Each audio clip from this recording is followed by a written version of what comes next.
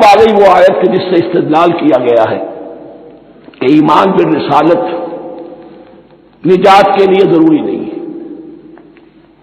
ان الذین آمنوا والذین ہادوا والنصارى والصابئین من آمن باللہ والیوم الآخر وعمل صالحا فلہم اجرہم عند ربہم ولا خوف علیہم ولا هم یحزنون.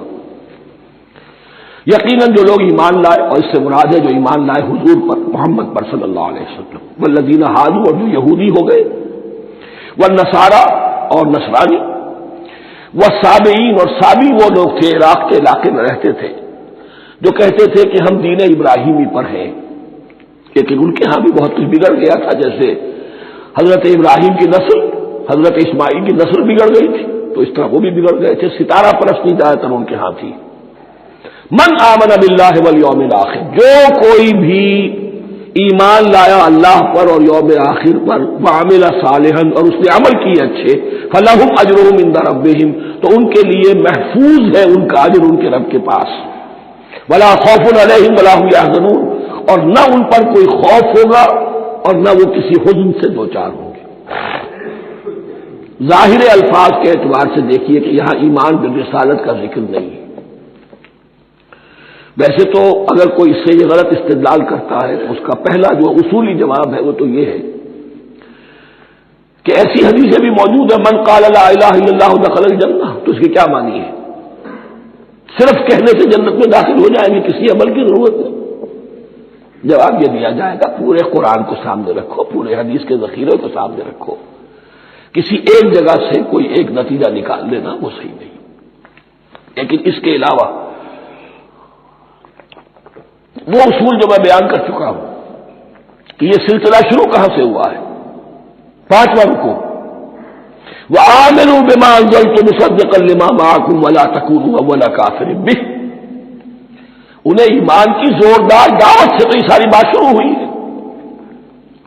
اب فصاحت اور بلاغت کا یہ تقاضا ہے کہ بار بار اس کو دہرایا نہ جائے، وہ بات انڈرسٹوڈ رہے گی، مقدر رہے گی، سمجھی جائے گی کہ ہر جگہ پر وہ موجود ہے. اس لیے کہ ساری گفتگو ہو رہی ہے اسی کے حوالے سے. وآمنوا بما انزلت مصدقا لما معكم ولا تكونوا اول كافر به ولا تشتروا بآياتي ثمنا قليلا وإياي فاتقون.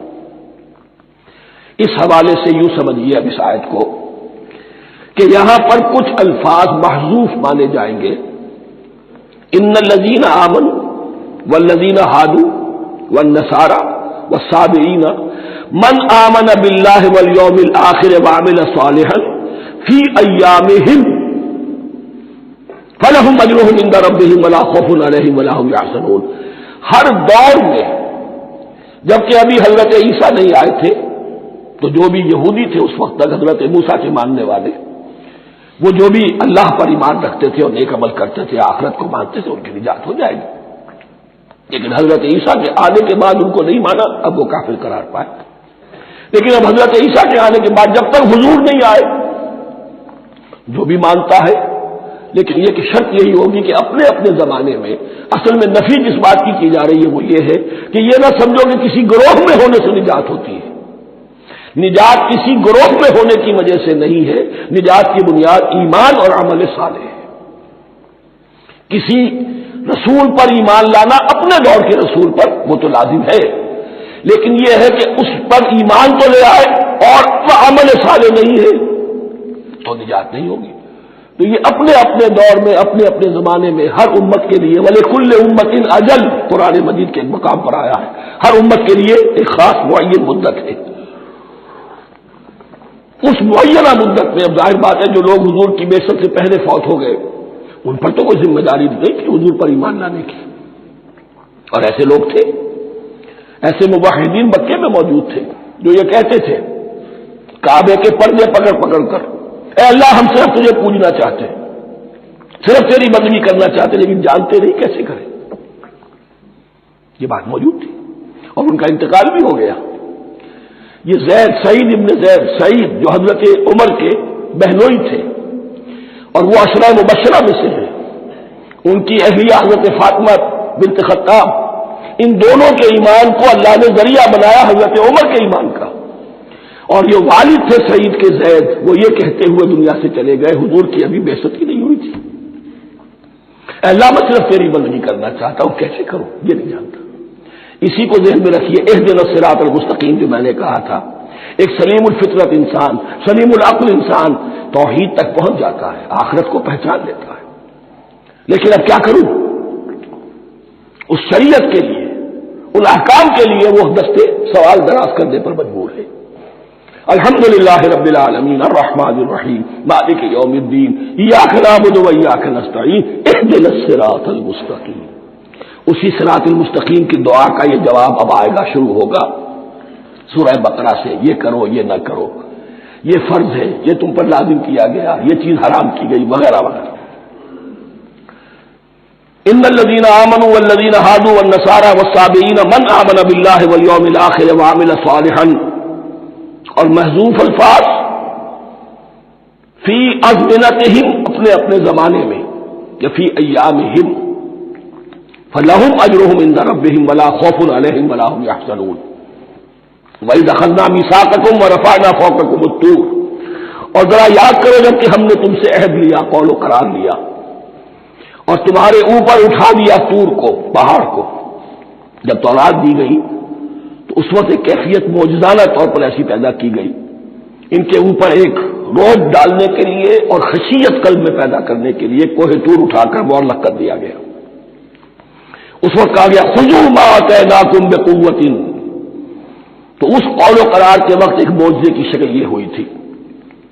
وَإِذْ أَخَذْنَا مِیثَاقَکُمْ وَرَفَعْنَا فَوْقَکُمُ الطُّورَ خُذُوا مَا آتَیْنَاکُمْ بِقُوَّةٍ وَاذْکُرُوا مَا فِیہِ لَعَلَّکُمْ تَتَّقُونَ، پکڑو اس کو مضبوطی کے ساتھ جو ہم نے تمہیں دیا ہے، اس کتاب کو، تورات کو، اس شریعت کو، اس احکام کو۔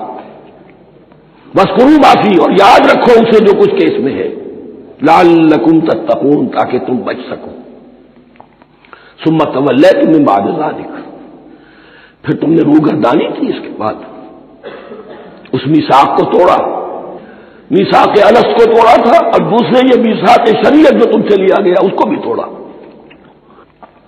ثم تولیتم من بعد ذلک فلولا فضل اللہ علیکم ورحمتہ لکنتم من الخاسرین، پھر اگر اللہ کا فضل تمہارے شامل حال نہ ہوتا اور اس کی رحمت تمہاری دستگیری نہ کرتی رہتی، بار بار تمہیں معاف کیا، تمہیں مہلت دی، تو اگر یہ چیز نہ ہوتی تو اسی وقت سے تم خسارہ پانے والے اور تباہ ہونے والے ہو جاتے۔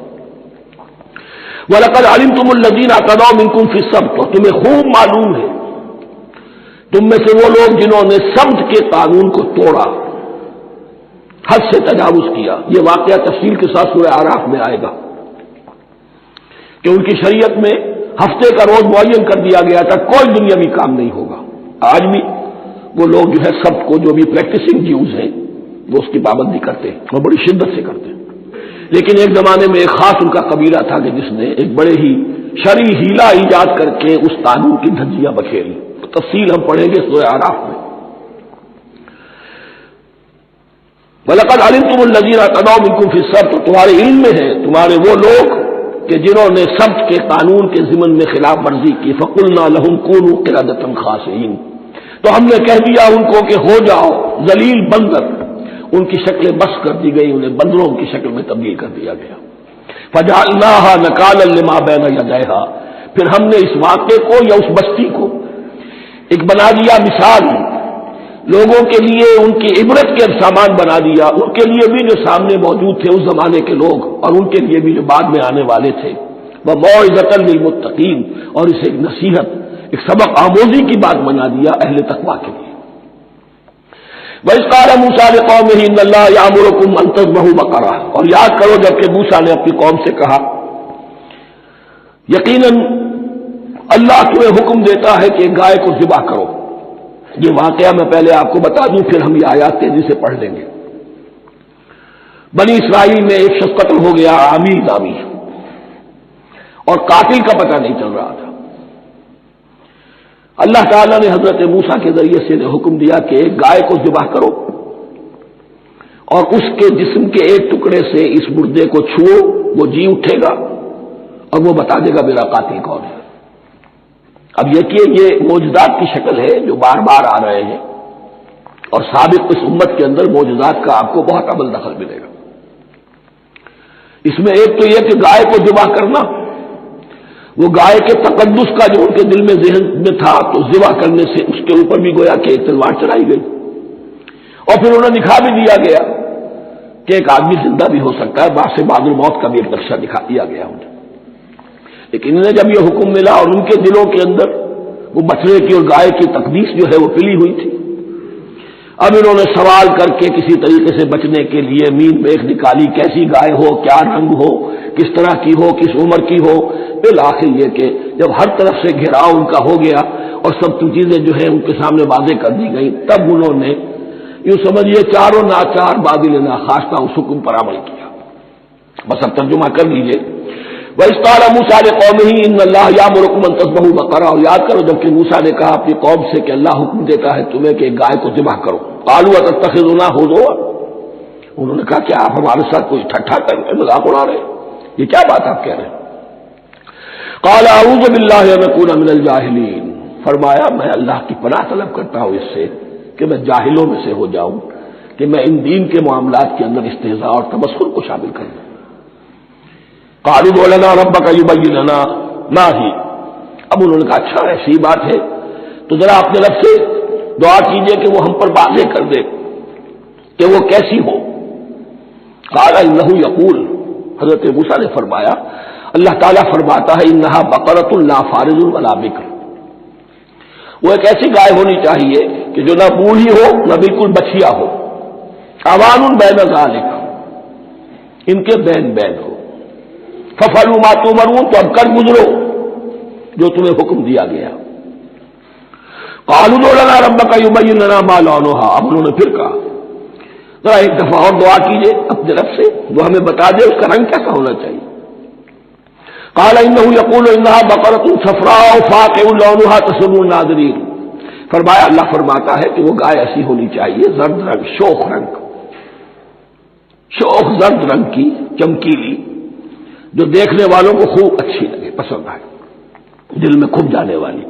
اب جو زیادہ سے زیادہ ان کے ہاں مقدس سمجھے جاتے تھے گائے، رفتہ رفتہ سوال کر کے اگر پہلے ہی حکم پر وہ کر دیتے تو کسی بھی گائے کو ذبح کر دیتے، لیکن یہاں گھیراؤ ان کا ہو رہا ہے کہ جس کی تقدس کا ان کے ذہن میں زیادہ سے زیادہ تاثر ہے اسی کو واضح کیا جائے۔ قالوا ادع لنا ربك يبين لنا ما هي، پھر انہوں نے کہا ذرا اللہ سے دعا کیجئے اور وہ ہمیں یہ بتائے کہ وہ کیسی ہو۔ ان البقرہ تشابہ علینا، یقیناً ہم کچھ شبے میں پڑ گئے ہیں، یہ گائے کا معاملہ مشتبہ ہو گیا ہے ہم پر۔ قال انه يقول، فرمایا اللہ فرماتا ہے انها بقرۃ لا ذلول تثير الارض ولا تسقي الحرث، وہ ایک ایسی گائے ہونی چاہیے کہ جو کوئی جس سے مشقت نہ لی جاتی ہو، نہ وہ ہل جوتتی ہو اور نہ وہ رہٹ کا پانی کھینچتی ہو۔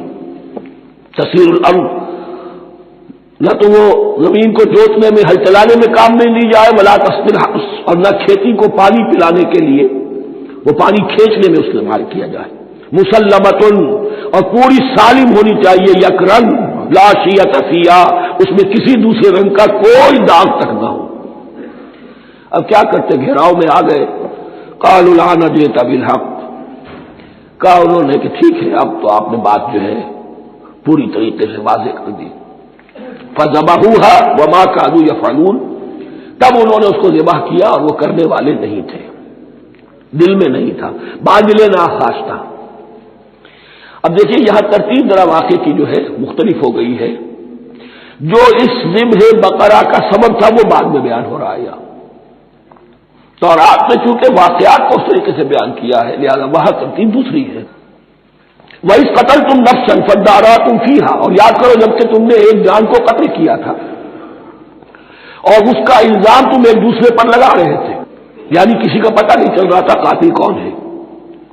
وَاللَّهُ مُخْرِجٌ مَا كُنتُمْ تَكْتُمُونَ، اور اللہ تعالیٰ فیصلہ کر چکا تھا کہ جو کچھ تم چھپا رہے ہو اسے نکال کر رہے گا، واضح کرے گا۔ فَقُلْ اضْرِبُوهُ بِبَعْضِهَا، تو ہم نے حکم دیا کہ اس کی لاش کو اس گائے کے ایک ٹکڑے سے، اس کے جسم کے ایک حصے سے ضرب لگاؤ۔ کذالک یحیی اللہ الموتیٰ، اور دیکھو اس طریقے سے اللہ مردوں کو زندہ کر دے گا۔ تھوڑی دیر کے لیے وہ زندہ ہوا، اس نے اپنے قاتل کا نام بتا دیا۔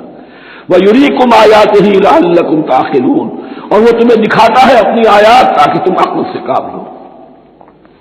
اب جو الفاظ آ رہے ہیں بہت سخت ہیں، بہت سخت ہیں، لیکن ان کو پڑھتے ہوئے دروبینی ضرور کیجیے گا، اپنے اندر جھانکیے گا۔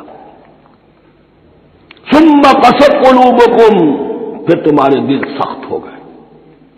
جب دین میں ہیلے بہانے نکالے جانے لگے اور ہیلوں بہانوں کے ذریعے سے شریعت کے احکام سے بچا جائے، اللہ کو دھوکہ دینے کی کوشش کی جائے، اس کا جو نتیجہ نکلتا ہے وہ دل کی سختی ہے۔ ثم قست قلوبکم، پھر تمہارے دل سخت ہو گئے۔ فہی کالحجارۃ او اشد قسوہ، تو وہ تو اب پتھروں کے مانند ہیں، بلکہ سختی میں ان سے بھی زیادہ شدید ہے۔ یہ ویسے بھی فصاحت اور بلاغت کا بھی بڑا ایک عمدہ مقام ہے قرآن کا۔ وَإِنَّ مِنَ الْحِجَارَةِ لَمَا يَتَفَجَّرُ مِنْهُ الْأَنْهَارُ، پتھروں میں سے تو ایسے بھی ہوتے ہیں جن میں سے چشمے پھوٹ بہتے ہیں۔ وَإِنَّ مِنْهَا لَمَا يَشَقَّقُ فَيَخْرُجُ مِنْهُ الْمَاءُ، اور ایسے بھی ہیں جو شق ہو جاتے ہیں، پتھر چٹانیں، ان میں سے پانی برآمد ہو جاتا ہے۔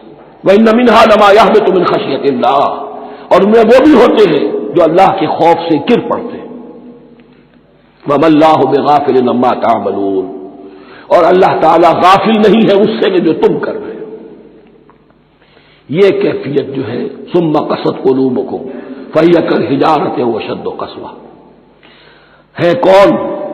یا بنی اسرائیل اذکروا نعمتی التي انعمت علیکم وانی فضلتکم علی العالمین، جن پر 1400 برس ایسے گزرے کہ کوئی لمحہ ایسا نہ تھا کہ نبی موجود نہ ہو، جنہیں 3 کتابیں دی گئی، لیکن یہ کہ اپنی بدعملی، عقائد میں بھی مین بیخ کر کے اپنے آپ کو بچانے کے راستے نکال لینا، اعمال میں بھی ہیلوں کے ذریعے سے، کتاب الحیل کے ذریعے سے اپنے آپ کو ذمہ داریوں سے مبرہ کر لینا، اس کا نتیجہ پھر یہ نکلتا ہے۔ اللہ تعالیٰ مجھے اور آپ کو اس انجام بد سے بچائے۔ بارک اللہ لی و لکم فی القرآن العظیم ونفعنی وإیاکم بالآیات والذکر الحکیم۔